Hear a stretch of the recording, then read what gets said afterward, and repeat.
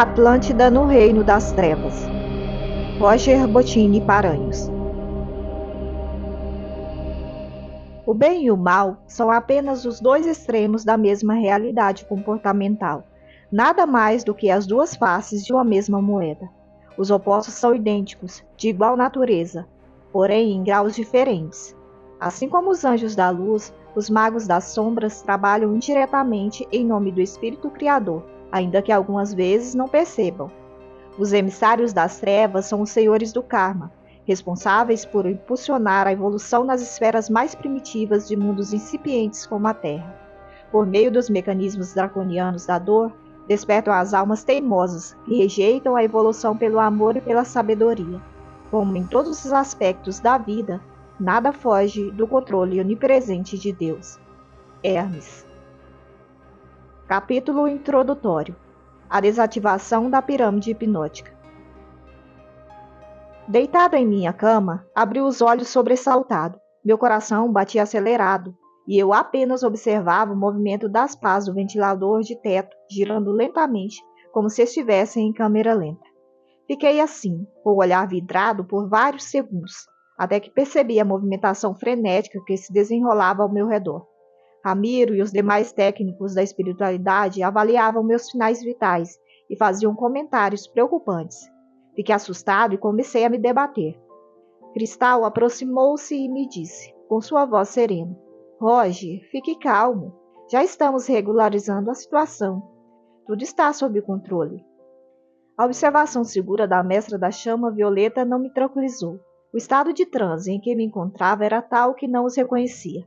Hermes percebeu então que eu estava com a consciência projetada para a época da extinta Atlântida semilúcido e rapidamente assumiu a sua forma perispiritual como Ártemis. Cristal fez o mesmo, retornando à sua personalidade da época como Evelyn. Ao vê-la, saltei da cama e gritei, segurando firme sua mão: Evelyn, socorre-me! Eu não quero passar por aquela porta. Ela sentou-se serenamente ao meu lado e, utilizando o meu nome na extinta Atlântida, disse-me, passando delicadamente a mão sobre minha fronte suada: Andrei, fique tranquilo, estaremos lá contigo. Jamais te abandonaríamos nessa perigosa e difícil tarefa. Eu acalmei a respiração e fechei novamente os olhos, procurando controlar minha crise de pânico, enquanto Cristal, personificada como Evelyn, segurava delicadamente minha mão. Assim, na fração de um segundo, vi-me novamente naquele corredor escuro, onde repulsivas larvas deslizavam lentamente pelas paredes viscosas, enquanto emitiam sons estranhos e expeliam um cheiro acre. Abaixei a cabeça, respirei fundo várias vezes e só assim recuperei completamente a lucidez. Hermes me avisara de que naquela noite deveríamos realizar um complicado trabalho nas zonas mais sinistras do astral da Terra. A nova era estava chegando e precisávamos desativar um perigoso artefato armado havia muito tempo por espíritos que conspiravam contra a evolução da humanidade terrena. Depois de alguns instantes de hesitação, comecei a caminhar pelo extenso corredor mal iluminado. Somente algumas tochas, tomadas por teias de aranha, permitiam-me ver o caminho a seguir.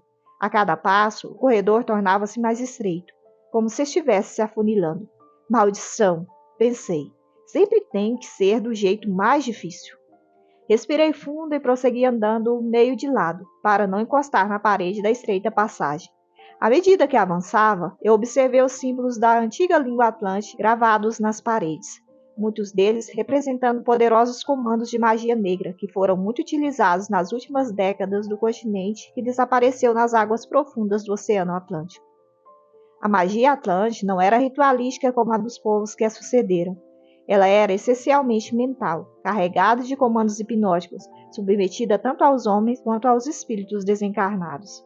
Alguns magos negros atlantes eram tão maléficos que chegavam ao ponto de submeter espíritos desencarnados oriundos do mundo primevo da Terra ao seu total comando. Era uma verdadeira obsessão de encarnado para desencarnado, a fim de atender os objetivos mais funestos. Muitos entre eles ficavam dias acocorados nos porões dos palácios dos magos atlantes, aguardando serem chamados para lhe servir, assim como faz o mais dócil dos cães. Após o apocalipse de Atlântida, esse processo prosseguiu até os dias atuais, nas zonas astrais da Terra. Quando a grande ilha desapareceu do mapa, esses espíritos ardilosos adentraram na vida maior e lá estabeleceram seus impérios sobre os vivos e os mortos. Boa parte desses comandos hipnóticos eram bem simples, como os que eu lia nos hieróglifos atlantes nas paredes. Tu estás desamparado e sofrendo. Logo vais perceber facilmente que nesses domínios és fraco e impotente. Estou curioso para saber se tu já percebestes onde estás e quem manda aqui. Perda todas as esperanças, porque é inútil resistir. Tu te renderás agora ou preferes sofrer mais um pouco? Só te restam 2 caminhos a seguir: servir-nos ou morrer. Mentes despreparadas e fracas, ao lerem esses comandos, rapidamente se sugestionavam, colocando-se docilmente sob o controle dos magos das sombras, em razão de seus cérebros não encontrarem alternativa ao exposto. Sem contar que se deparavam com a imagem invencível dos magos atlantes que pareciam deixar bem claro à vítima que ela não teria chance alguma de resistir àquela indução hipnótica. Muito do domínio que sempre exerceram foi em decorrência da postura assumida de seres invencíveis. Os magos negros atlantes sempre viveram em regiões pouco acessíveis a equipes interventoras do astral superior. Eles raramente eram incomodados porque vendiam a ideia de serem intocáveis. Mas, na verdade, Deus sempre teve outros planos para eles, pois nada foge ao controle do Criador. Nós é que somos ignorantes demais para compreendermos seus augustos desígnios. Depois de alguns metros mais, enxerguei a porta pela qual deveria entrar. Então, o caminho a percorrer ficou ainda mais apertado, e pude vislumbrar um rosto satânico na porta de acesso, observando-me com um olhar sinistro e com as sobrancelhas arqueadas. A entidade do mal sorriu e falou em tom sarcástico, cuspindo no chão. Que tu viestes fazer aqui, traidor, cão imundo? Esses domínios não lhe pertencem mais. Eu nada respondi, apenas olhei para a maçaneta da porta tomada por larvas repulsivas e pensei, será que vou ter de colocar a mão nisso? Segundos depois, surgiu inesperadamente em minhas mãos uma chave longa e com formato de flecha. Percebi que ela se adequava perfeitamente à fechadura da porta e a inseri no local exato, observando no fundo dos olhos da carranca no centro da entrada. O ser manteve-se em silêncio, apenas sustentando o meu olhar, com disfarçável raiva e desprezo. Ao girar a chave, ouvi um som metálico, típico de fechaduras antigas e pesadas. Empurrei a porta com a própria chave e então percebi que lá dentro o ambiente era outro. Ao contrário do acesso externo àquela sala, ao ultrapassar a porta, o ambiente tornava-se límpido e iluminado. O piso, as paredes e o teto eram de um branco que ofuscava os olhos. Tudo parecia irradiar uma luz prateada, tal brilho. Ao encostar a porta para cerrá-la, notei que a fechadura por dentro era ultramoderna, mantida com um cartão de acesso eletrônico, bem diferente da do lado externo. Olhei para minhas roupas e percebi que, instantaneamente, eu então usava vestes semelhantes às dos magos negros atlantes, mas completamente brancas, tanto as calças e os calçados como a capa. Notei também que eu estava com a minha configuração perispiritual natural, a mesma da minha existência no continente perdido, quando vivia a personalidade de Andrei. Essa metamorfose me trouxe um inexplicável sentimento de confiança, como se os poderes de outrora novamente estivessem sob meu controle, a força absoluta do vril. Observei com irritação a claridade que me cegava. Ela era forte demais, chegando ao ponto de causar-me desconforto. Somente almas ascensionadas conseguem suportar luz tão intensa e sintonizar-se com ela. Contudo, aquela luz extrema possuía a benéfica função de manter distantes os espíritos das sombras e suas emanações fluídicas, que porventura estivessem naquele local. Assim como o alho, o crucifixo e outros apetrechos afastavam os vampiros mitológicos, a cruz cristalina dos planos superiores impedia a ação dos espíritos das sombras. Certamente, Hermes e toda a nossa equipe espiritual havia higienizado aquele ambiente para que pudéssemos trabalhar sem a influência dos seres maléficos que reinavam por ali. Enquanto refletia sobre isso, percebi outra porta se abrindo no lado oposto da sala, e Arnak entrando através dela, utilizando as mesmas vestes que eu, absolutamente igual, nos mínimos detalhes. Cruzamos nossos olhares e mantivemos em silêncio. Sabíamos o que deveríamos realizar naquela noite. Depois de mirarmos-nos por alguns segundos, como se estivéssemos estabelecendo um pacto de confiança mútua, dirigimos a atenção para o motivo de nossa presença naquela sala. Ali no centro, Uma pequena réplica da pirâmide de cristal branco de Atlântida reinava soberana, iluminando ainda mais o agradável recinto.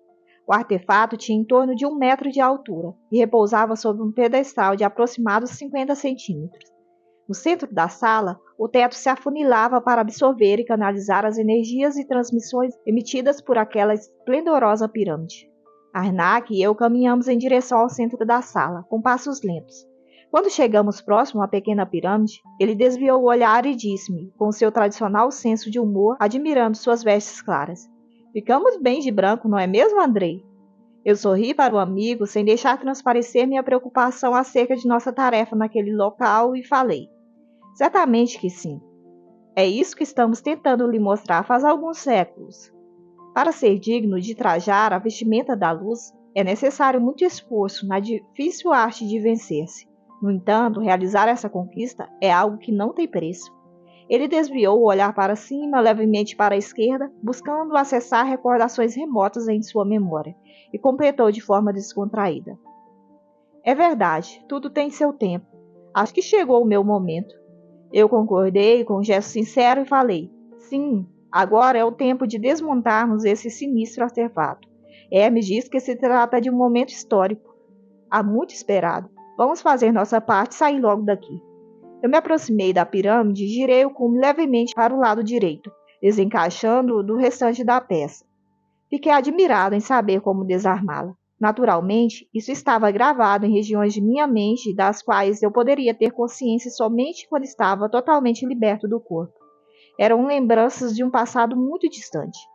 Com o cume em mãos, exclamei espantado: "Arnak, isso é oricalco maciço, o ouro dos deuses. Esse pequeno cume piramidal custaria a fortuna de um rei no mundo físico."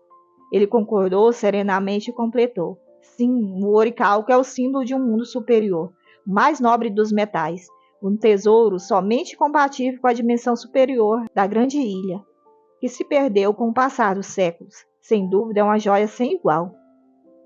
Se o homem moderno conhecesse os poderes impressionantes do oricalco, principalmente para a medicina, ficaria assombrado e tentaria de todas as formas produzir essa liga superior do ouro. Contudo, Sr. Vril, isso não é possível. Arnak meneou a cabeça e concluiu de forma soturna: "Vivíamos em um mundo perfeito. Entristece-me a ideia de ter que reencarnar na dimensão primitiva da Terra, esse mundo de almas alienadas." Eu o observei com carinho, lembrando-me de como ele sempre se referia ao plano físico da Terra como um mundo de macacos falantes, e disse-lhe sem delongas: "Sim, mas é necessário ingressar no plano da terceira dimensão. Desrespeitamos o mundo perfeito de Atlântida. Agora temos de viver neste mundo primitivo, o qual está de acordo com a nossa elevação espiritual. Se tivéssemos demonstrado outro comportamento naquela época, nossa história teria sido bem diferente." Enquanto apreciávamos aquela peça que brilhava com uma beleza indescritível, a base da pirâmide se abriu em camadas, mostrando seu interior, onde era possível perceber um painel com a programação daquele complexo artefato da milenar magia atlântica. Essas camadas, ao se abrirem, formaram teclados típicos de computador, sensíveis ao toque, elaborados a partir do mais puro cristal branco. Arnak e eu nos debruçamos como crianças afoitas sobre o interior da pirâmide, para estudarmos sua programação, e nem percebemos a presença de várias entidades sombrias surgindo lentamente ao nosso redor, com capuzes negros cobrindo suas maléficas cabeças, que irradiavam energias densas e destruidoras. Apesar da luz intensa, eles pareciam não se afetar e se achegavam cada vez mais, vagarosamente, como se estivessem flutuando feito terríveis almas penadas. Arnak notou a sinistra aproximação e tocou meu ombro. Empurrei seu braço, pedindo para que não me atrapalhasse, mas ao virar-me pela insistência do amigo, pude observar um ser sombrio, retirando o capuz e mostrando seu semblante. Era Galeato, um mago negro que tentou dissuadir-me de escrever o livro Universalismo Crístico, o futuro das religiões. Naquele instante, ele se apresentava com um tom de pele muito branco e com cabelos longos bem pretos. Seu rosto era emoldurado por uma rala barba da mesma cor dos cabelos, aparado à moda espanhola. Seus olhos penetrantes focaram profundamente os meus quando ele falou, sem afetação, porém com voz carregada de ódio: "Desiste, vós não conseguireis desativar a pirâmide." Arnak virou-se para ele e atalhou: "Galeato, tu sabes que precisamos. Nada vai nos impedir. Ele ergueu a cabeça de forma imponente, o que destacou seu nariz aquilino, e disse-nos, com um leve tremor nas narinas, denunciando sua profunda irritação: aonde vós pretendeis chegar com isso? A desativação dessa pirâmide sensorial não mudará em nada a alienação da humanidade. Existem outras ativas, e além disso, creio que mesmo sem elas, a civilização terrena sempre será assim, desligada de seu destino espiritual. Os encarnados não passam de bois, sendo conduzidos para o abate, diariamente. São seres irracionais que não têm consciência de que são eternos. Servem apenas para carregar suas carcaças cansadas de um lado ao outro e vivem como animais, reproduzindo-se para seguir sempre a mesma rotina alienada que perdura há séculos e séculos. Eu me afastei do painel de controle e, virando-me em sua direção, intervi dizendo: Galeato, nós estamos aqui cumprindo ordens de Hermes e da alta espiritualidade da Terra. Não estamos pensando nas consequências de desligar ou não esse aparelho. Nem estamos em condições de julgar os resultados dessa tarefa. Apenas te pedimos para não interferir. Deixe-nos trabalhar. O Mago Negro sorriu e ironizou. Caro Andrei, tu não imaginas por que foste chamado a essa tarefa? HDI ficou revoltado ao saber de tua ousadia.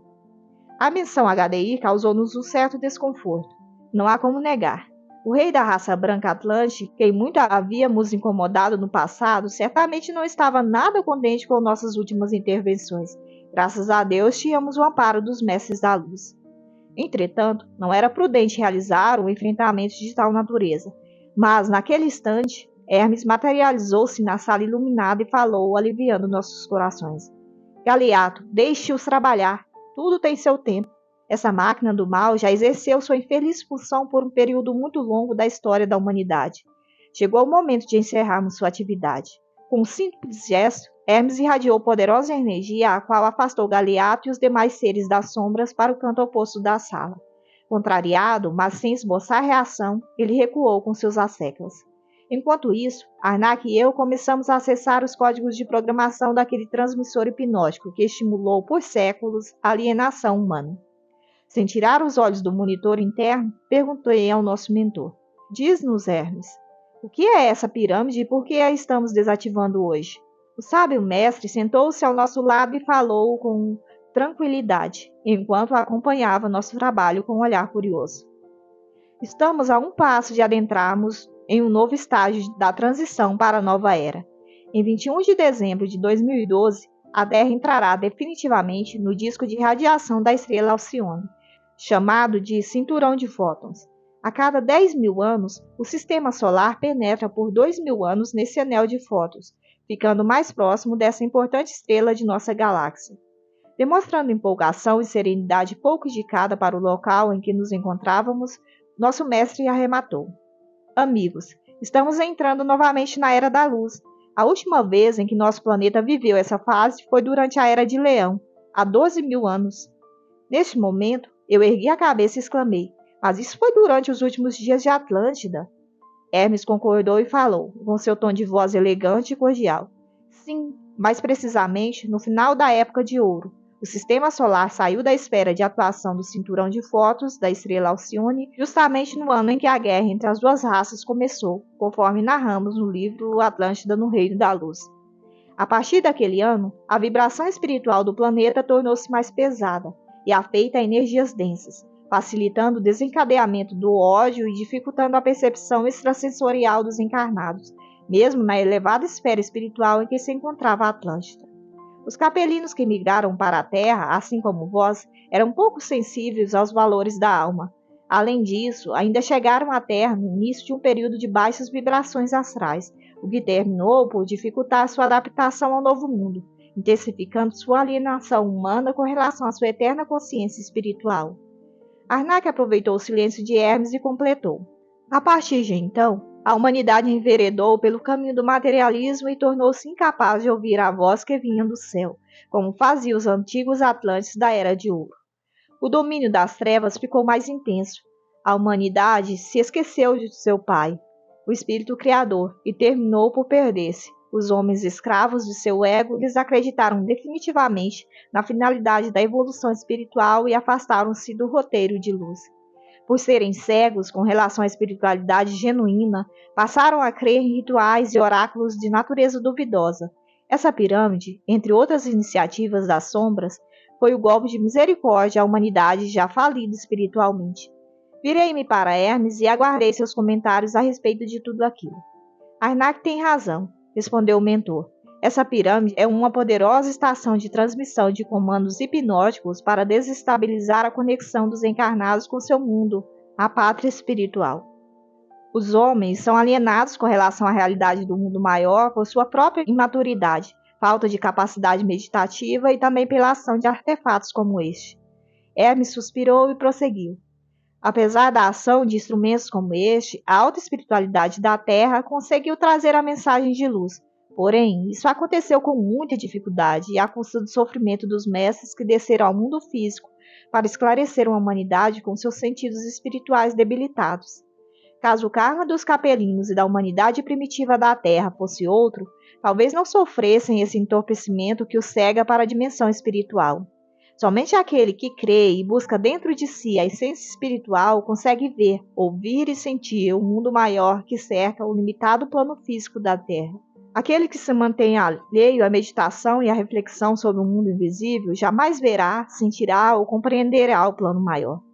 Depois de meditar por alguns segundos, o grande mestre concluiu com o braço apoiado sobre sua perna, a qual repousava na mesa de sustentação da pirâmide maléfica. De certa forma, a humanidade só colhe o que planta. Nada acontece por acaso. Assim deveria ser para o próprio progresso do homem. Chegará o dia em que os espíritos encarnados no plano físico da Terra conseguirão acender sua sensibilidade espiritual em algumas frequências mais altas, assim como fazem os músicos, atingindo notas musicais sublimes, e perceberão, então, o mundo que lhes está velado por sua própria comodidade e ignorância espiritual. E esse momento agora é chegado para os eleitos da nova era. Os espíritos sintonizados com a frequência espiritual do terceiro milênio despertarão e transformarão o mundo. Na era de Aquário, que ora está se iniciando, ficaremos outros 2000 anos neste anel de radiação da estrela de Alcione. Como já lhes disse, estamos chegando à era da luz. Aquele que tiver olhos para ver, verá. As almas eleitas, a prosseguir reencarnando na Terra, perceberão a mudança e auxiliarão no trabalho de sedimentação definitiva da evolução em nosso mundo. Desde 1975, data do início da transição planetária da Terra, o Sistema Solar vem entrando no cinturão de Fótons. A partir do final de dezembro de 2012, a Terra estará completamente imersa nessa energia transmutadora. Esse alinhamento com o coração da galáxia abrirá um canal para a energia cósmica fluir em nosso planeta, levando ao nível mais elevado de vibração. As crianças eleitas para o terceiro milênio, almas vencedoras em suas encarnações anteriores na Terra, estão voltando ao plano físico em grandes levas para transformar o planeta. Por isso, precisamos desligar esse artefato e outros mais com urgência. Isso facilitará a adaptação dessas crianças, conhecidas como índicos, à sua real frequência. Alegrai-vos, meus irmãos, pois estamos próximos do retorno da consciência crística ao planeta. Concordamos sinceramente com Hermes e voltamos nossa atenção para o poderoso artefato que brilhava como diamante. O código era milenar e possuía centenas de atualizações. A pirâmide parecia ter vida própria e programava um refinado mecanismo de defesa em cada nova ação que executava. Desarmá-la exigia aprofundar-se mais e mais em um número sucessivo de camadas. Eu olhei para Arnak e disse-lhe, com um olhar desanimado: é mais fácil difundir o universalismo crístico na Terra do que desativar esse intricado mecanismo de hipnose coletiva. Ele concordou, enxugando suor da testa. Assim prosseguimos por um bom tempo, concentrados na tarefa de desarmar o artefato, enquanto Hermes nos acompanhava com um olhar discreto. Até que dei um pulo para trás, com os olhos saltando das órbitas, e fiquei estático, em estado de choque. Por mais que tentasse, eu não conseguia sair daquele transe. Arnak parou sua atividade e disse-me com tranquilidade, tentando me acalmar: Andrei, isso foi há muito tempo. Esquece e volta ao trabalho. Jamais imaginei me deparar-me com aquilo. Na verdade, era algo muito natural, tendo em vista meu próprio passado. Porém, defrontar-me com o que meus olhos viam e lutavam para acreditar foi muito chocante. Algumas vezes gostaria que a equipe me preparasse antes para esses momentos. No entanto, Hermes acredita que nós obtemos as melhores lições nas vivências, as quais nos provocam um aprendizado tanto no nível consciente como no inconsciente. Como estou encarnado no mundo físico, minha consciência no plano espiritual também fica limitada, não me permitindo recordar amplamente de todas as minhas experiências e ações pretéritas. Enquanto eu decodificava a programação, havia topado com uma trilha onde constavam as assinaturas dos construtores daquele artefato. Entre os nomes de diversos magos negros de Atlântida, encontrei ali o meu e o de Arnak, grafados em relevo na antiga língua atlântica, mas ainda tão brilhantes como o ouro mais bem polido do mundo. Galeato percebeu minha vacilação e se aproximou novamente, sorrindo e sentindo-se o senhor da situação, falou com ironia. Vieste limpar a sujeira que fizeste no passado, caro Andrei? Agora é tarde, meu amigo. Muitas almas se perderam com a ajuda desse poderoso hipnotizador coletivo. Não penses que é só vir até aqui e posar de bom moço. Também és responsável por todo o mal que essa máquina gerou. E, com o dedo em riste, ameaçou-me quase espumando pela boca. Nem tentes te isentar da responsabilidade, traidor. Engana-se se acredita limpar séculos de malefícios com a simples desativação desse dispositivo de alienação hipnótica. Arnak colocou a mão sobre meu ombro e falou com sinceridade e emoção. Faz muito tempo, meu irmão. Tu já retornaste para o caminho da luz, faz 5.100 anos. Já saudaste teu débito com relação a isso. E eu, que recentemente estou voltando, quanto ainda terei que corrigir dos meus erros. Nada fiz ainda para saldar minha dívida para com a humanidade e para com o Espírito Criador. Eu concordei com um gesto sereno, segurando a mão de meu amigo, dando-lhe e recebendo dele força. Em seguida, prosseguimos nosso trabalho sem dar maior atenção às palavras carregadas de intrigas do Mago das Sombras. Hermes acompanhava nosso trabalho, interferindo apenas quando necessário. Entretanto, enquanto isso, Galeato acionou um dispositivo na pirâmide que fez revelar diversas cenas da história da humanidade, quando aquele artefato ajudou a hipnotizar multidões para que permanecessem em sua cegueira espiritual. Vários episódios se passaram, demonstrando as grandes oportunidades de evolução e aprendizado que a humanidade da Terra perdera no intento de tornar-se feliz e viver em harmonia. Guerras, conflitos, escravidão, desrespeito à dignidade humana, diversos lances foram exibidos, atormentando nossa concentração tão necessária para o trabalho que realizávamos. Até que surgiu na tela à nossa frente a famosa cena da escolha que o povo judeu deveria fazer entre Jesus e Barrabás antes da ignominiosa crucificação. Jesus estava cabisbaixo e violentamente surrado ao lado de Pôncio Pilatos, que pedia ao povo para escolher entre o melhor homem do mundo e um criminoso rebelde. O povo, entorpecido por sua ignorância espiritual e hipnotizado pelas frequências sinistras daquela pirâmide, gritava, de forma fanática, o nome do infame bandido. Eles pediam a libertação de Barrabás, com suas faces entorpecidas pelo ódio e pela ignorância.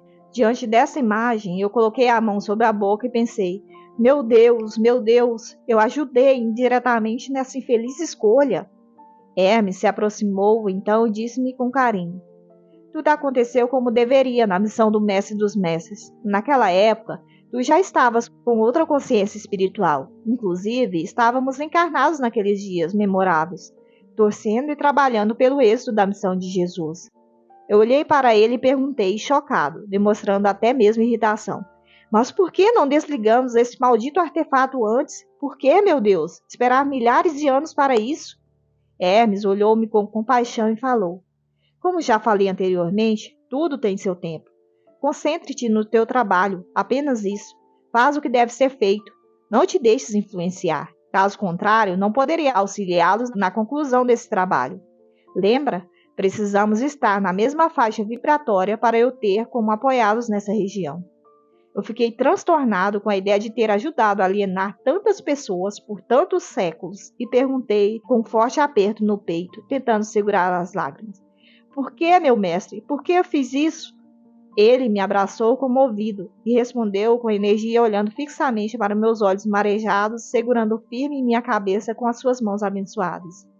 Agora entendes por que te angustias tanto para libertar a humanidade de sua ignorância espiritual? Compreendes por que desejas tão ardentemente que os encarnados despertem para a verdadeira vida? É uma luta inconsciente que tu travas consigo mesmo para reparar o passado. Mas não te punas, meu irmão. Tu estás indo bem. Agora já sabes o porquê da tarefa que lhes foi designada no mundo físico. Voltaste do teu passado de trevas há mais de 5.000 anos. Entretanto, ainda existem alguns karmas daquele período que necessitas resgatar. E essa pirâmide é um desses karmas. Desligá-la é um dos passos necessários. O outro é continuar na luta que realizas bravamente para despertar a humanidade pelo ideal do universalismo crístico. Compreendes agora por que fostes escolhido para essa tarefa? Eu concordei com um gesto sincero e disse-lhe, ainda meio atordoado com tudo aquilo: Sim, Hermes, como seria bom se todos os encarnados tivessem a oportunidade que tenho nesse instante de tomar consciência de sua própria missão e assim lutar para executá-la com êxito. Sim, eu entendo. Temos que continuar lutando para despertar a humanidade. E eu preciso agir nesse sentido. É a lei de ação e reação. No passado alienei, agora devo libertar. Sim, é isso. Agora eu compreendo com clareza. Obrigado, meu mestre. Hermes me abraçou comovido, e Arnak não resistiu em participar daquele amplexo fraterno, mostrando que o amor começava a criar raízes cada vez mais profundas em seu coração. Fato que me trouxe grande alegria. Eu me sentia responsável também pelos milênios em que Arnak relutara em voltar para a luz. E agora eu o estava vendo voltar. Deus, meu coração se enchia de especial alegria por isso. Galeato gargalhou e arrematou, demonstrando irritação por estar perdendo o controle sobre nós. Isso é inútil, a humanidade jamais mudará.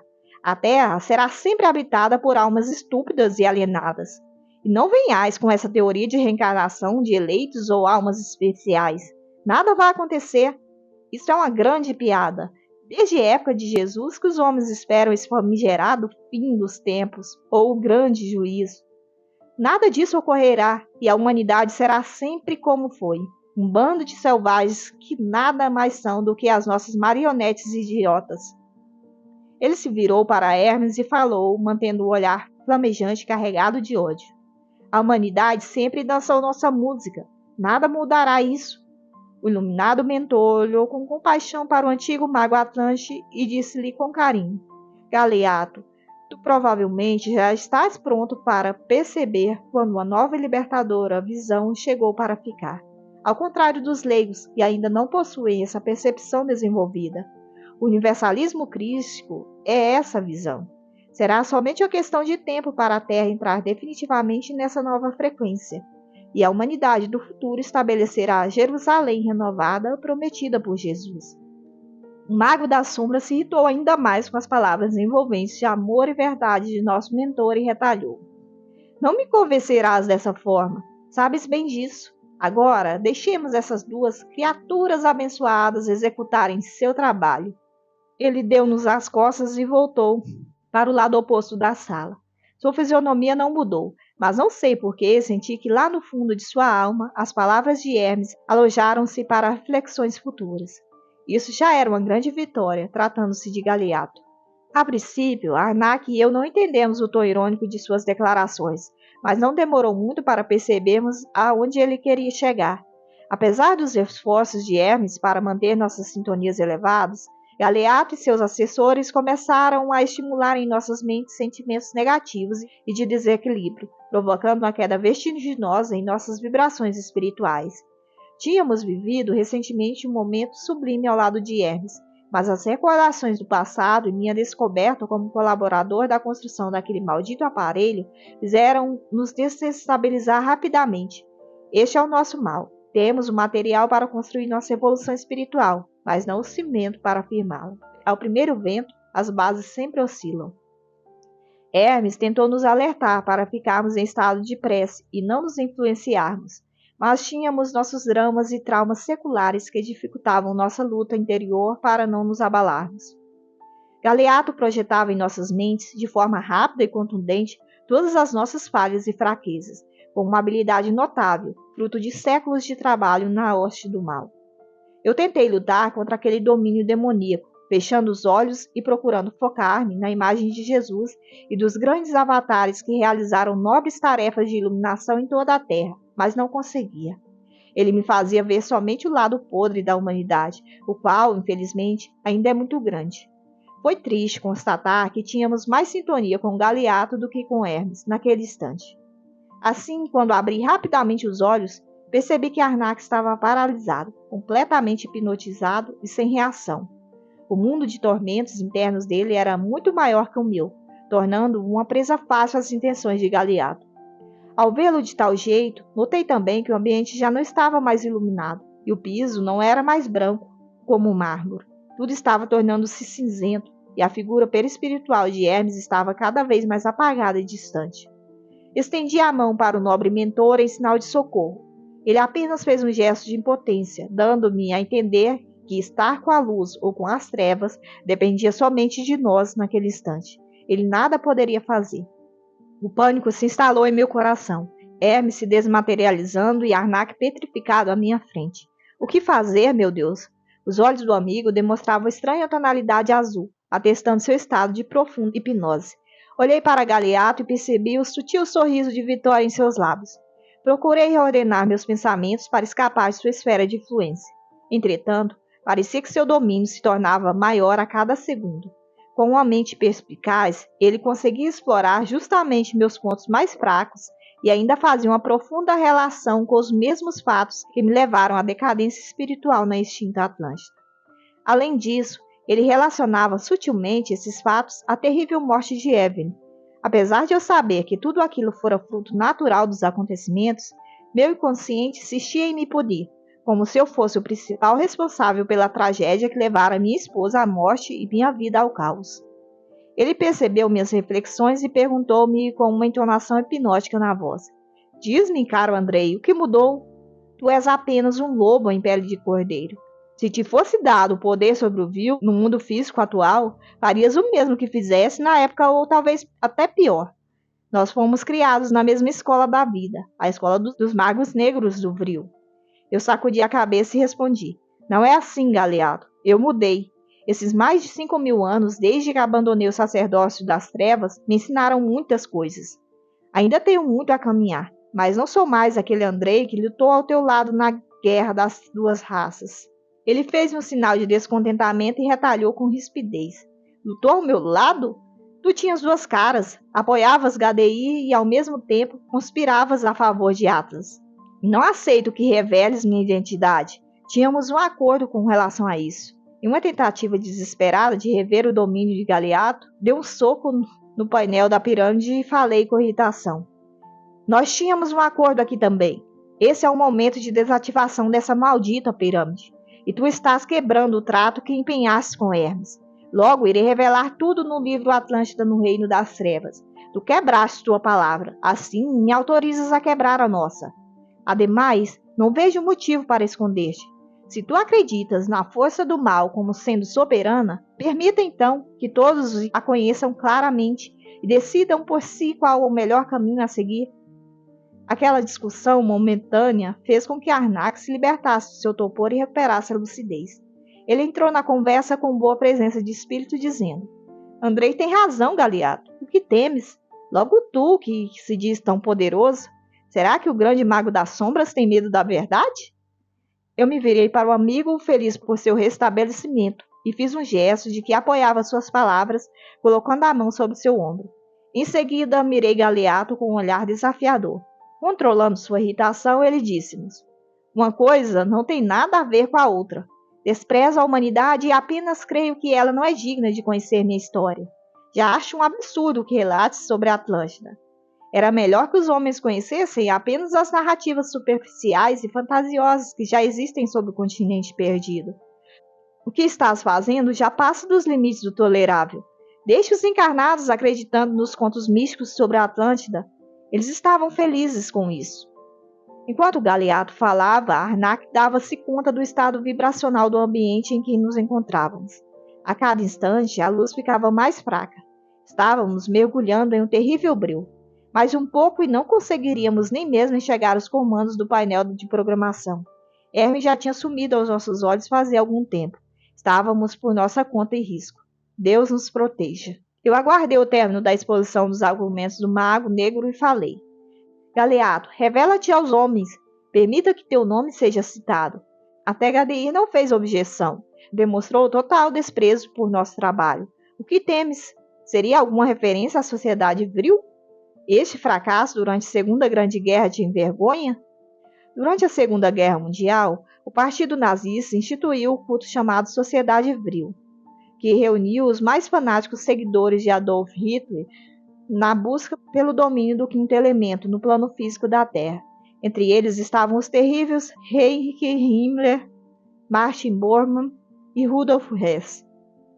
Os membros dessa seita acreditavam que Hitler era um médium em contato com forças poderosas, as quais estavam empenhadas em criar uma poderosa nação ariana pela utilização do vril.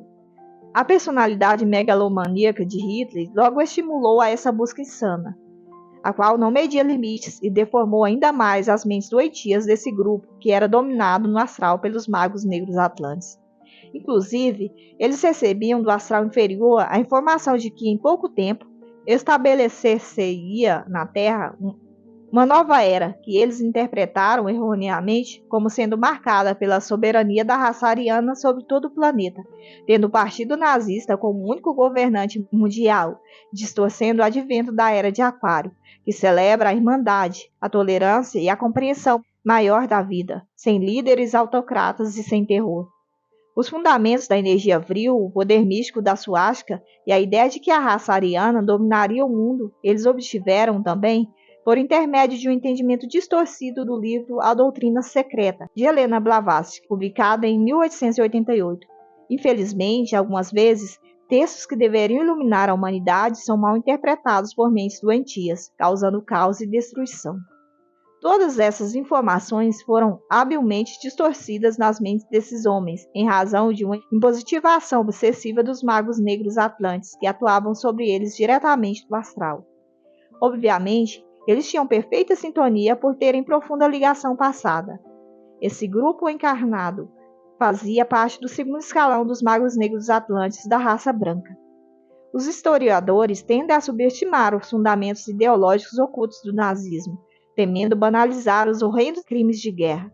Entretanto, outros pesquisadores investigam o tema em busca da história não contada de uma perigosa religião secreta no coração do nazismo, que, caso tivesse atingido suas metas, promoveria uma tragédia de proporção global. Alguns desses historiadores acreditam que a inspiração filosófica e ideológica que resultou no nazismo tem sua origem em uma novela de ficção científica do século XIX, que falava de discos voadores, de uma raça alienígena habitando o centro da Terra e de uma energia misteriosa chamada Vril. Porém, os leitores que estão acompanhando essa narrativa, desde o primeiro volume, Atlântida no Reino da Luz, já podem perceber que não havia nada de fantasioso nisso, e sim uma orquestração dos magos negros atlantes para instalar seu domínio de forma definitiva no mundo físico, utilizando-se de seus iguais que estavam reencarnados durante esse período na Alemanha nazista. E realmente existia uma raça no centro da Terra querendo dominar o mundo, conforme relatava essa novela fictícia, mas não era alienígena. Tratava-se da legião de espíritos infernais que habitavam o astral inferior do planeta e procuravam intensamente dominá-lo por completo. Esse foi um dos mais intensos combates entre as forças do bem e do mal em toda a história do planeta. Os nazistas estudaram e tentaram dominar outra poderosa força do mundo oculto, denominada Sol Negro. Felizmente, eles não compreenderam que Sol Negro era algo mais profundo, fundamentado na força destrutiva da antimatéria, para provocar a desintegração dos inimigos. Os relatos a respeito foram perdidos com o passar do tempo. Os partidários de Hitler acreditavam que existiam dois sóis, e não apenas um, branco e luminoso que nos dá vida. O outro seria de matéria astral, e se ativado, causaria o desequilíbrio, o caos. Essa ordem do Sol Negro teve por objetivo principal, já que não conseguiu obter o que procurava, estudar maneiras de atrair energias cósmicas negativas do Sol Negro e pôr em marcha os projetos secretos de dominação mundial. No fim, tornou-se apenas uma seita, em que seus seguidores faziam seus rituais secretos para mentalmente manipular a energia astral negativa, a fim de atingir seus objetivos funestos.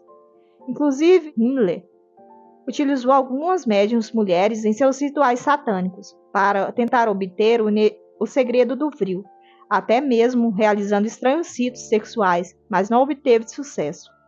Gadeir não revelaria de forma tão simples o segredo definitivo do domínio, E também não seria fácil manipulá-lo na densa atmosfera da Terra do século XX, à beira do período de transição planetária para a nova era ou fim dos tempos. Mas falaremos mais sobre esses e outros métodos perigosos utilizados pelo lado sombrio no decorrer dessa obra. Obviamente, dentro dos limites que forem autorizados pela alta espiritualidade. Graças à intervenção do alto, o poder do Vril e do Sol Negro jamais se consolidou nas mãos de Hitler, e este perdeu o poder hipnótico que exercia sobre as massas que o apoiavam, encerrando-se assim este triste capítulo da história da humanidade. Galeato, então, sorriu e respondeu: fracasso? Vergonha? Causamos o caos durante aquele período. Infelizmente, não conseguimos concluir a tarefa, mas certamente ainda detemos o poder sobre as almas de milhões de espíritos na Terra, por meio da ação oculta. Ação oculta? Perguntei. Do que se trata? Galeato se aproximou e falou-me com atenção. Simples, caro Andrei. A ação radical que exercemos durante o nazismo, naquele período, não chocou a nação alemã. Somente depois, quando saíram do estado hipnótico em que se encontravam, é que perceberam o tamanho da atrocidade que estavam cometendo. Mudou alguma coisa hoje em dia? Estamos construindo novos cenários de dor e treva, mas a humanidade, hipnotizada por seus próprios interesses e valores imediatistas, nada percebe. Dança conforme nossa música, sem se dar conta de suas atitudes anticrísticas. Entrega-se ao que se acredita ser a nova ordem mundial em matéria de valores. O homem, atualmente, vive inserido em uma grande ilusão, que o leva para o abismo a médio e longo prazos. Muitos alegam não fazer mal a ninguém, mas alimentam um sistema social excludente e do qual todos, sem exceção, são responsáveis. O assassino que mata ali na esquina de sua casa e que lhe causa horror é alimentado karmicamente pela forma de viver daqueles que se dizem cidadão correto, mas é indiferente aos valores morais, sociais e espirituais. Os homens modernos vivem somente para si e para seus familiares. Desejam que os reflexos da inconformidade e desequilíbrio de seus irmãos da família universal não os atinjam. Além disso, estabelecem relação semelhante com a natureza. Eles a respeitam somente até onde isso não contraria seus interesses. Não matam uma árvore de forma deliberada, mas alimentam um modelo econômico, industrial e social que atenta contra todo o ecossistema do planeta. Não torturam animais, mas estimulam o consumo e as carnificinas diárias dos frigoríficos, gerando vibrações cada vez mais densas na psicosfera do planeta. Abandonei o trabalho que estava realizando na pirâmide e aproximei de Galeato, perguntando interessado: como assim? Arnak me repreendeu, dizendo que deveria deixar a conversa para outra hora, para terminarmos logo nosso trabalho. As trevas estavam ficando cada vez mais espessas. Eu fiz um sinal para que ele aguardasse e disse: não se preocupe com as trevas. Essa foi nossa casa por muitos séculos. Não ficaríamos assim tão indefesos. Galeato sorriu com a minha presença de espírito e voltou a falar. O homem escolheu para si um sistema social de vida individualista, materialista e de negação da existência de Deus. A civilização moderna diz que acredita em Deus, mas é mera hipocrisia. As pessoas pensam somente em si e em sua família, legando ao Estado a obrigação de estabelecer uma sociedade emanada. Não foi Jesus quem disse: quem é minha mãe e quem são meus irmãos? Ou algo assim? Tu bem sabes que ele falava sobre a importância da família universal e de estarmos todos interligados dentro desse organismo vivo que é a Terra, a Gaia. Galeato tinha razão. Gaia é composta pela biosfera, seres vivos, e pelos componentes físicos da Terra, atmosfera, ar, criosfera, gelo, hidrosfera, água e litosfera, solo, que formam um complexo sistema integrado que mantém o clima do planeta e as condições biogeoquímicas em perfeito equilíbrio. A Terra é de fato o organismo vivo, que rege por intermédio de seus sistemas, buscando sempre uma condição de equilíbrio. Ele meditou por alguns instantes e prosseguiu. A criminalidade e o caos da natureza são as respostas kármicas correspondentes ao padrão de vida que as sociedades pelo mundo todo elegeram para suas existências atuais. É a história da Atlântida que se repete nos tempos modernos. Em breve, cataclismos semelhantes aos da Grande Ilha repetir-se-ão por todo o planeta, em resposta às ações anticrísticas do homem. Galeato sorriu, divertindo-se com minha admiração às suas palavras. E ainda colocam a culpa por suas desgraças em nós, os famosos maus espíritos. A humanidade é má, e isso faz com que colha o mal. Hipócritas, medíocres. Quem vive verdadeiramente do caminho do bem não precisa despertar pela dor. Não estou correto? A dor visita somente aqueles que precisam dela para abrir os olhos. Não existe o acaso. Ninguém sofre uma violência sem ter se sintonizado com ela. Só precisa de armas de fogo para se defender quem alimenta uma sintonia com essa própria ação. Quem está verdadeiramente com Deus não sofre mal algum, salvo raras exceções de almas em missão pela terra e que necessitam de ser símbolos da ação divina para a redenção dessa multidão de alienados que povoa a terra desde os tempos remotos. Eu reclinei a cabeça em sinal de admiração e falei: conclusões notáveis, meu irmão, dignas do mais sábio mentor espiritual. Ele fez uma cara de desdém e arrematou: tu sabes que não somos ignorantes, Andrei. Tu já fosses um de nós. Não deverias ficar surpreso. Eu concordei com um gesto e prossegui. Sim, eu sei. Por isso não entendo o porquê de tu lutares contra a nossa tarefa de desligarmos esse artefato hipnótico, já que isso é algo inevitável, quando Deus quer. Eu me virei e vi Arnak debruçado, com a cabeça enfurnada dentro da pirâmide, realizando a reprogramação. Galeato deu de ombros e falou: cada um deve exercer seu papel no mundo. Para que uma força seja transformadora, é necessário que outra, de natureza oposta, exerça seu papel. O que seria dos corpos humanos se não fosse a força da gravidade a lhes aprisionar ao solo? Eu sacudi a cabeça em sinal de contrariedade e arrematei: não, não é só isso. Essa justificativa é poética demais para um mago negro. Galeato alisou a rala barba negra que emoldurava seu rosto branco como uma folha de papel e concluiu com menosprezo: tu tens razão. No final, tudo se resume a uma única coisa: poder. E tu sabes bem disso. Já viveste desse lado e te alimentaste por séculos deste combustível irresistível. Ter o poder para realizar tudo o que desejares. Jamais se frustrar por deixar de possuir algo. A vitalidade obtida pelo vampirismo das forças alheias. Força e virilidade eternas. E por aí vai, como tu bem sabes. Eu abaixei a cabeça e concordei, de forma decepcionada. Eu não tinha argumentos para discordar. Sabia que seria inútil falar-lhe coisas das quais eu não tinha plena convicção e de que também não era exemplo. Arnak, então, não permitiu que eu me perdesse em meus pensamentos, chamando-me para a tarefa que nos trazia ali. Galeato indicou com desprezo meu local de trabalho junto à pirâmide. Eu olhei para ele com tristeza e falei: eu gostaria de poder ajudar-te. Ele fez um gesto irônico, mas parecendo um artista num picadeiro, e disse-me: mas não podes, não possuis credenciais para isso. Portanto, volta ao teu trabalho, realize serviçal dos maiorais do bem, porque lá tu és o último na hierarquia.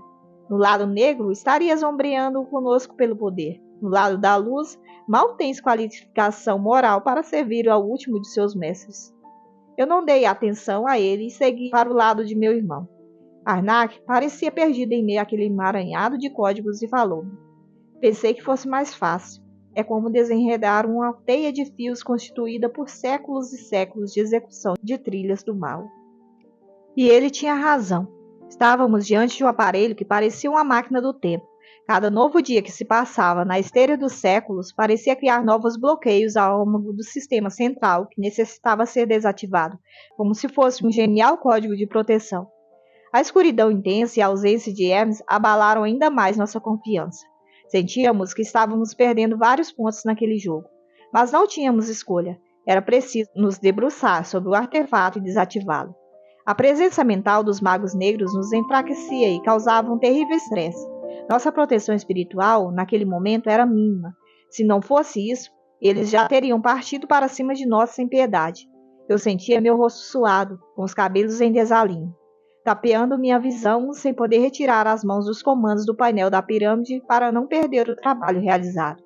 A situação já estava se tornando desesperadora quando, com as mãos suadas e tremendo, depois de longos minutos, sob forte esgotamento, eu clamei: Hermes, por favor, ajude-nos.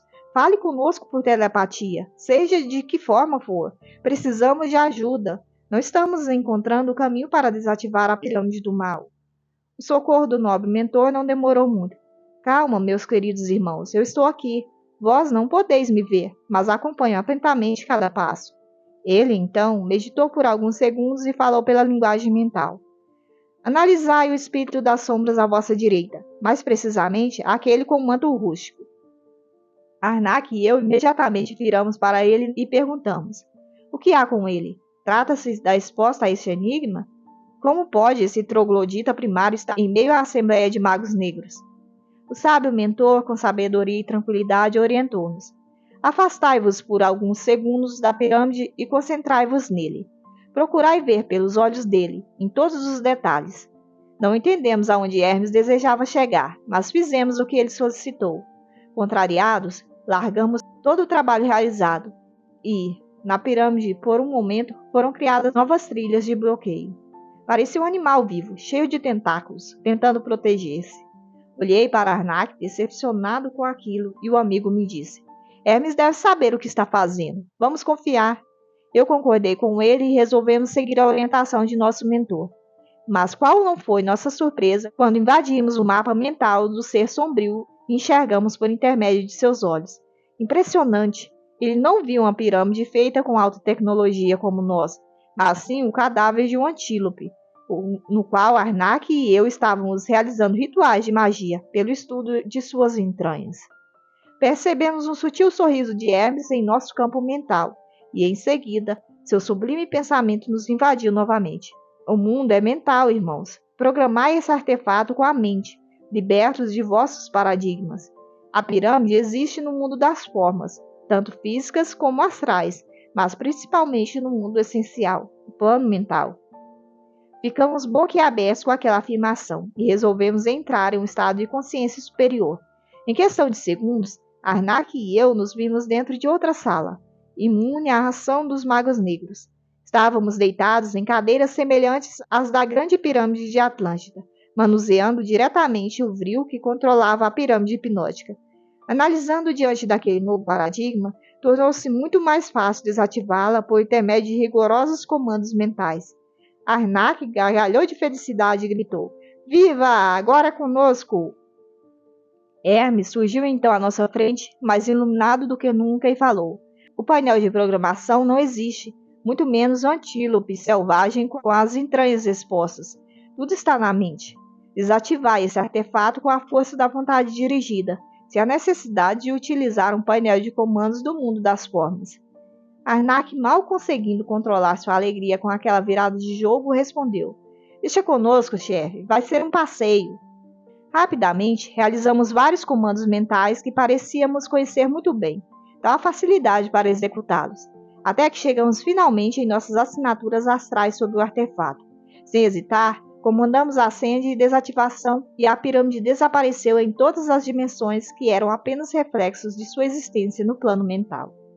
Naquele instante, pareceu que a aura do planeta sentiu um breve alívio. A alma da Terra, o Cristo planetário, o espírito responsável por esse belo ser vivo, que é o nosso próprio mundo, respirou um pouco mais aliviado. Hermes pareceu ler nossos pensamentos e disse com sua habitual tranquilidade: Sim, a nova era está chegando.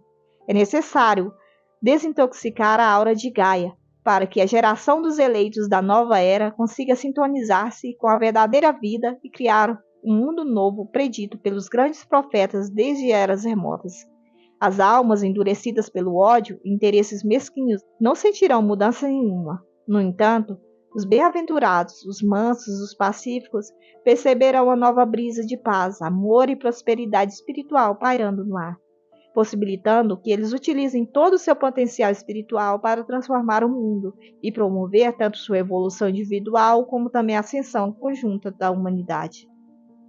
O nobre mentor fez breve pausa e depois prosseguiu. Neste ponto, Galeato estava com a razão. Nós, habitantes da Terra, somos como as células de um grande organismo, que chamamos de Gaia. Só seremos verdadeiramente felizes e venceremos as trevas se orquestrarmos uma evolução conjunta. E a nova era possibilitará isso com a chegada de espíritos de boa vontade, voltados para o bem comum. A humanidade da Jerusalém renovada purificará a aura do planeta e também trabalhará para salvar a natureza, que a cada dia está sendo mais devastada pelo homem desse final de ciclo. Uma nova era está para se iniciar. Hermes ergueu as mãos para o alto e falou em tom de prece: O espírito criador não permitirá que seus filhos rebeldes destruam sua bela obra realizada no planeta azul. Somos gratos a Ti, Senhor dos mundos, por permitir realizarmos nossa pequena contribuição nesse período de transição. Arnak e eu murmuramos que assim seja tímido e nos abraçamos a Hermes, que mal teve tempo para parabenizar-nos, porque naquele mesmo instante fomos transportados por nossas mentes para a sala onde estavam nossos corpos astrais e tentávamos anteriormente desarmar a pirâmide. Ela já não existia mais, pois a tínhamos destruído no plano mental. Não demorou muito para percebermos a irritação profunda dos seres sombrios que a protegiam. Eles estavam chocados, pois não compreendiam como a pirâmide havia sumido repentinamente diante de seus olhos. Alguns seres grotescos estavam ali presentes fazia milênios, incumbidos da tarefa de protegê-la, e agora, instantaneamente, o motivo de suas existências havia sumido. Isso não acabaria bem. Arnak e eu recuamos para um canto e fechamos a guarda para resistir ao forte ataque que sofríamos. Eu olhei para o amigo e disse-lhe: mais uma vez vamos colher aquilo que plantamos. É a lei da ação e reação. Arnak esboçou um sorriso e disse de forma divertida: preciso me acostumar com isso. Às vezes pergunto-me como tu aguentasses isso por todos esses séculos, sendo que ainda em várias ocasiões eu fui teu algoz. Eu apertei seu ombro e disse sem rancor algum: relaxa, com o tempo a gente se acostuma. O importante é sermos firmes na decisão de percorrer o caminho da luz. O resto nós tiramos de letra. Hermes não nos abandonará. Nunca o fez, jamais o fará. Eu senti nos olhos de Arnak o sentimento de extrema confiança em nosso mentor e ele me falou com os olhos úmidos: eu sei que não, meu irmão. Nem ele, nem tu nunca me abandonaram. Hoje percebo e reconheço isso. Aquelas palavras me emocionaram profundamente, ao ponto de eu nem mais temer o ataque. Parecia que o tempo havia parado naquele instante. Eu olhei para ele e o abracei, imensamente feliz por suas descobertas internas. Sentia-me, naquele momento, como em nossa infância em Atlântida, quando brincávamos pelas colinas do Templo do Sol, sem saber nada sobre aqueles fantásticos acontecimentos que viveríamos nos anos futuros. Entretanto, naquele instante, todos os magos negros nos lançaram dardos fluídicos de ódio e revolta. Fui despertado, então, de meus devaneios e pensei: certamente amanhã meu corpo físico estará com os músculos todos contraturados. Mas isso faz parte do processo do despertar externo e definitivo. Sentindo na própria carne o mal que fizemos, podemos compreender melhor o quanto isso deve ser afastado de nossos pensamentos e de nossas ações. O homem somente será verdadeiramente feliz quando vencer todos os seus sentimentos inferiores e assim neutralizar as ações negativas que repercutem em seus karmas passados. Claro que não estamos aqui estimulando as pessoas a se martirizarem. Isso não espiritualiza ninguém. Entretanto, é sábio receber com resignação aquilo que não podemos evitar. E essa era a situação naquele momento. As cargas astrais deletérias que recebíamos eram alimento para nossas almas, que precisavam sedimentar a força do bem em suas fibras mais íntimas. Não sei quanto tempo ficamos ali, Arnak e eu, ajoelhados, recebendo a rajada de raios do mal, mas permanecemos sempre abraçados, em apoio mútuo, parecendo duas tartarugas embaixo de uma frágil coraça protetora. Então, Arnak arregalou os olhos e alertou-me com preocupação. Vê aquela entidade que Hermes pediu para observarmos? Aquela que nos via abrindo as entranhas de um antílope? Fiz um sinal afirmativo, ele olhou com receio para mim e completou: creio que esse troglodita parece não estar de brincadeiras com aquele machado em punhos. A criatura terrível, que parecia um urso gigante, correu em nossa direção e desceu o machado sobre nossas cabeças. Apertei firme a mão de Arnak e gritei: Deus nos proteja! Em uma fração de segundos, sentimos nossos rostos mergulhados em uma água pura e cristalina. O canto suave dos pássaros e uma brisa acolhedora nos davam as boas-vindas ao reino da luz. O som terrível, oriundo do ódio dos magos vingativos, dava agora espaço para as vozes familiares da equipe técnica, que comemorava nosso retorno com segurança. Todos se abraçavam e cantavam, como se tivessem marcado um gol em um jogo de futebol. Arnak e eu erguemos nossas cabeças atordoadas e vimos Hermes e os outros mestres avaliando os resultados da desativação da pirâmide. Eles perceberam nosso olhar e acenaram, armando um vasto sorriso no rosto e realizando gestos de felicitação, enquanto membros da equipe nos abraçavam pelo êxito da difícil missão. Estávamos ajoelhados na beira de um lago, com o rosto na água e com as pernas moles. Expiramos aliviados e nos jogamos de costas na água rasa, procurando nos recompor do forte estresse. Arnak, logo depois, sentou-se e gargalhou, dizendo enquanto sacudia a cabeça, demonstrando não estar acreditando no que vivera. Isso é uma loucura. Eu dei um tapa gentil em suas costas, como fazem os grandes irmãos, e permaneci em silêncio. Ele ficou, então, observando os mestres conversando, animados, no gramado, à margem do lago. Eu me apoiei nos cotovelos e fiquei espiando discretamente o amigo que abandonara as trevas havia tão pouco tempo. Ele mantinha um misterioso brilho em seus enigmáticos olhos azuis. Um novo mundo de verdadeira amizade e parceria se descortinava, fazendo-lhe perceber os verdadeiros valores da alma. Ele sorriu e, depois de um breve silêncio, perguntou-me: eles são sempre assim, tão alegres e radiantes? Eu também sorri e disse-lhe feliz por presenciar suas novas descobertas. Sim, eles já conquistaram a felicidade eterna, venceram seus karmas, seus medos inconscientes e encontram o equilíbrio por meio do amor universal e incondicional. Ele passou as mãos pelos longos cabelos louros, quase brancos, e falou-me, quase como se fosse um sussurro. Gostaria de não sentir mais essa tristeza que me invade a alma de forma incontrolável. Desejaria ser feliz pelas pequenas coisas, assim como eles. Também seria algo muito bom abrir mão de meu egoísmo. Eu me ergui, estendi-lhe a mão e, enquanto o puxava para levantar-se, disse-lhe: um dia nós seremos como ele, meu irmão. Mas ainda temos de realizar muitas ações em nome do Cristo para vencermos nosso passado. Por enquanto, vamos vivendo momentos fugazes de felicidade, assim como a humanidade em geral. Pelo menos não estamos mais perdidos. Encontramos o caminho da luz. Basta apenas termos convicção para segui-lo. Ele me abraçou com sinceridade e caminhamos em direção aos mestres, que nos receberam com efusivos abraços. Mais uma das centenas de etapas da implantação da nova era na Terra tinha sido concluída com êxito. Ainda teríamos muito a realizar até o final de 2012 e também nas etapas seguintes até a implantação definitiva. Muito trabalho ainda restava para ser feito, mas, pelo menos, poderíamos dormir sossegados, com a consciência tranquila por termos feito nossa parte, independentemente de nosso passado.